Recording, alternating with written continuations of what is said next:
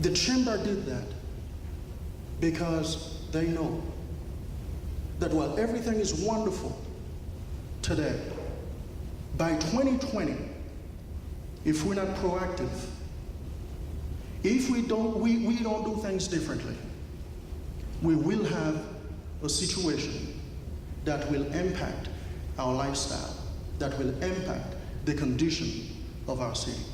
So thank you to John Wade and your staff at the Chamber. Thank you very much.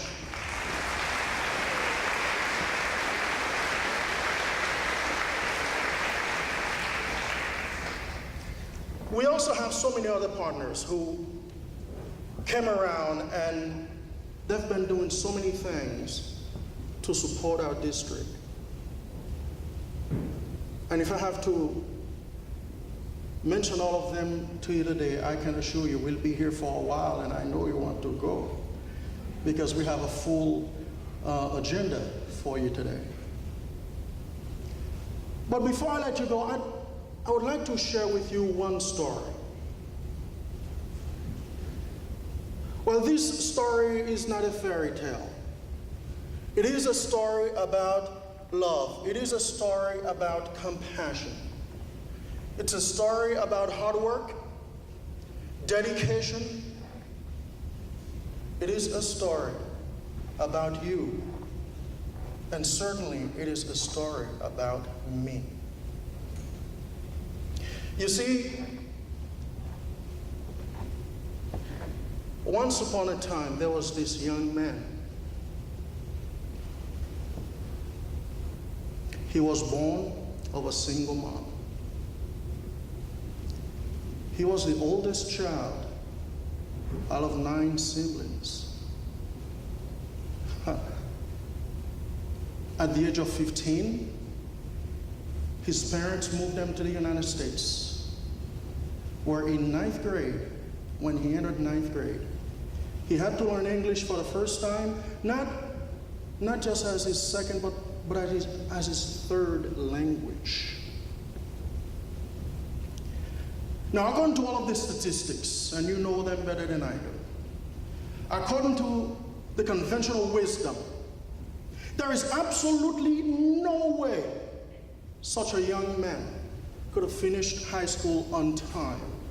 No way, it's impossible. That's not what the data says. But you see, in 3 years, at the age of 18, I was at Brooklyn College, graduated high school, taking college classes.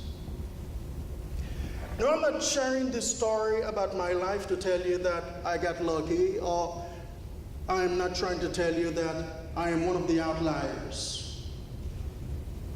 Because I strongly believe that the only reason why I am standing here before you as the superintendent of schools is because of one teacher who had an impact in my life. One teacher, my teacher, Barbara Huntman. She saved me from myself. One teacher.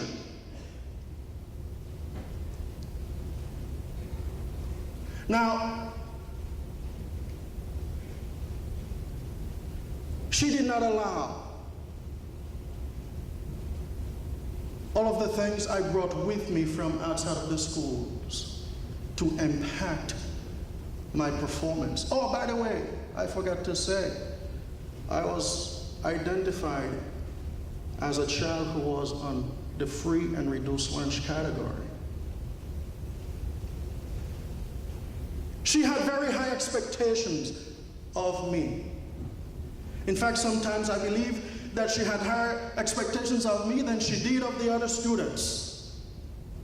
I didn't like it then, but boy, do I thank her today. My teacher.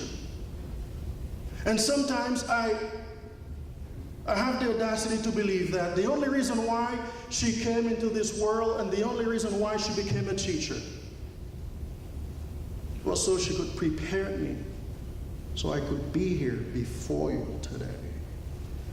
You see, this is the kind of work that you are doing every single day. You are working very hard. You are touching the Romain Dallamands, the Mohammed, the Bill, the Julie, the Susies. You are touching our students' lives each and every day.